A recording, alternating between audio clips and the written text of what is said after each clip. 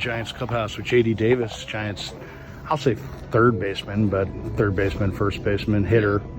Where do you feel best on a diamond? To be honest, I don't really have a preference. Just wherever I can get consistent playing time and just be out there on the field and be in the lineup. I know we got a surplus of right-handed arms and right-handed bats that, play first and third. So just waiting for the opportunity to, I guess, get my little crack, and we'll go from there. But, no really preference, but just been working consistently at first base over third right now. Saw the trade last year and, had watched you with the Mets, but then getting a chance to watch every day here, you seemed really like you just came in and felt comfortable or swinging the bat well. What was last year like going from New York and then coming over here? Yeah, it was definitely a whirlwind.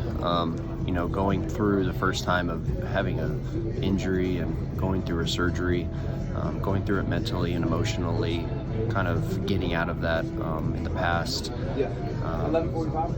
We had the surgery on October 5th, but, based upon physical therapy, just kind of, again, a roller coaster of swinging a broomstick January, swinging a regular bat February, being in major league competition, obviously by opening day, and then kind of grinding through it, breaking up the scar tissue, refining myself, and then just kind of sitting on the back burner and then waiting for, a trade. And then obviously it happened on August 6th, I believe, and I think just the health of it, consistent play, and just the communication or open communication with the Giants, and just kind of took off from there and skyrocketed. So it's definitely like a 180 spin, going from a lefty starting DH with the Mets to occasional starts against right, and then starting against obviously starting against lefty pitching, but just, again, it's been just the consistent at-bats, I would say, on an everyday basis that has helped me stay dialed in. So I took off from there and ended the year really well. I'm watching that trade going the other way. Ruff was having a rough year here, no pun intended, and he had some death in his family, had some rough things happen to him, Yeah. And then he goes over there. Yeah. And he's still struggling. Yeah. And then he gets just raked over the coals. And I'm just kind of wondering the differences between playing in a market like that, playing in a market like this, or a market like the Bay Area. Yeah. What is the difference? Because, man, I felt for him because he's a real good dude.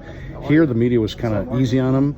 Yeah. He's just having a rough year. He had more equity here. He had a good year the year before. But in New York, it was like they just started raking him. I mean, it's incredible. I think, based upon, what I've seen and how he was going about it, Ruff was, I feel for him going in from basically his situation over here and coming into New York and kind of going right into the same situation that I was, playing every second, third, fourth day, occasional pinch hitting, but not much defense at all. So going from, a key component in a clubhouse and an organization to, every guy that plays every third day, mentally it could be, exhausting or fatiguing, because at that point you just got to be on standby and ready 24/7. And so no matter when your name is called up. And so I think having that and a market where New York, with the Braves slowly catching up on them, and them desperately wanting to win the NL East and just get into the playoffs for the first time since 2015. I think it was just kind of a whirlwind for him, and Ruff. I feel for that man. I mean, I know a lot of guys liked him in here, and I heard only great things about him. So I hope he gets out of it. He's a great hitter, great player, great guy. So it's just one of those things that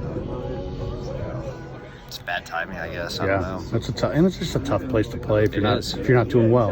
Yeah. Where are you from? Tell us your story. I'm from Sacramento, California. Really? Yeah. I went to Sac State. No way. Yeah. Where'd you grow up in Sac? Elk Grove.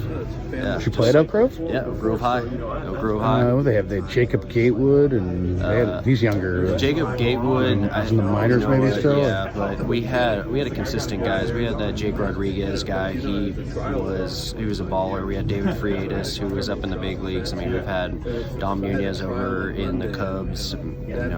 Derek Hill. I think he is with the Cubs now. It's a good program. Yeah, and then Nick Madrigal too. So I mean, Madrigal. Just that whole area in the Sacramento area, they're pumping out a lot of big leaguers for a good decade at that point. So you grew up in Sac. Where'd you go? Went down to Southern California. You get drafted out of high school? Nope. Went to Cal State Fullerton. Okay. Went there for 3 years, got drafted out of there, and then got drafted by the Astros in 2014, and then made my professional debut up in Tri-City, Albany, New York, for the Tri-City Valley Cats, and then ended the year in Quad Cities, River Bandits out in Iowa. 2015, I was in Lancaster for the Astros. 2016, I was with Corpus, AA for the Astros. 17, Corpus, Fresno, and then made my debut at the end of 17. 18, started in Fresno, up and down from the Astros. Traded over in 2019 January to the Mets. First big league season 19, 20, 21, and obviously a little bit about halfway at 22, and then he had traded over to the Giants. So nice. When you got traded here, well, first of all, where do you make your? You don't still live in Sac, do you? No, I live here in AZ. Oh, okay. I mean, know some of these guys playing about running into them, against them, or just knowing them. I've known Webby for like a decade now. Oh, really? Yeah, because you guys youth ball. Yeah. Was it when you heard it was Giants? Was it like, oh, hell yeah? Yeah, it was a breath of fresh air. I mean, there was a lot of speculation on different teams that were kind of up in, I guess, the rumors of it. It was like Chicago Cubs, Rockies, Arizona, Pittsburgh Pirates maybe, but when I got the call from Billy Epler saying that I got traded and it was the Giants, I was blown away. And two, obviously, I was just like, wow, I'm going home. Like I had no idea for East Coast to West Coast. So I was ecstatic. I couldn't wait to tell my parents that I was an hour and a half away from home, from doorstep to stadium. That is so cool. It was just, I couldn't pick a better environment for me. Yeah, and they got a chance to come down and watch a few games. Exactly. Very cool. That is awesome. Very cool. How's spring going for you? And what are you trying to get accomplished down here? I mean, what can you get accomplished down here? I mean, one thing that we can is just the rhythm and timing as hitters. The balls are going to be looking like they're going 1,000 miles an hour, and breaking balls are looking like they're breaking 6 feet across the plate. So everybody looks nasty at this point. But one thing that, during this time to really slow things down is to try to stay in rhythm and try to be on time and try to give yourself as much time. And then on the defensive side, just consistently working at first or third. First, more so of just like the footwork going to second for like a double play, and then third baseman working on that, where just the consistent footwork to first base and kind of keeping my feet going. So just those are the two things that I've been working on, and just going about it every day. I just got down here the last couple of days with my boys, and we're just here for the weekend, but I've been hearing a lot of good stuff about this kid Schmidt. Yeah. You play third, so you would appreciate the nuances of being good at that versus great versus whatever. Tell us a little bit about what you see. Yeah, no, I mean, I see a bright future for him. Great level-headed kid, great worker, loves to play, and great bat. I know everybody talks about how good of a defender he can be, but he can swing it definitely, and it's just going to be exciting for him to see him kind of grow over the next 1 or 2 years, and hopefully get up here and contribute with the big league club. Hey, last one for you. You played in all these different yards. What do you think of hitting in San Francisco? As far as what's the challenge like? Is there glare? Is there the wind factor?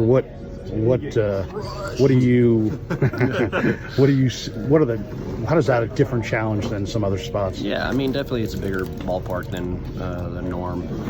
But however, I think the only time when Oracle is a little bit more challenging during play is kind of late in those day games when the shadows start to come in, or say when it's an early night game and those shadows, that backdrop is more on that daylight, and on the field play is more of a shadow, so the ball will be a little bit more darker and harder to pick up. However, overall I like the field, I like the setup, I like the way just everything about it. Kind of, I see the ball really well, except during those little patches of shadows. But other than that, I love it. I love the weather, and I'm a NorCal boy, so I'm home. I can't complain. Yeah, I said that was last. I got one last one. You've mentioned all these different places you played, and it dawned on me, you guys are freaking experts on America.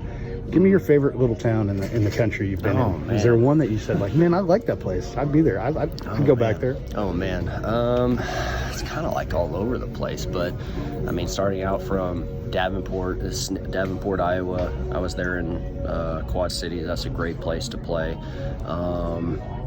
If we're going from city to city,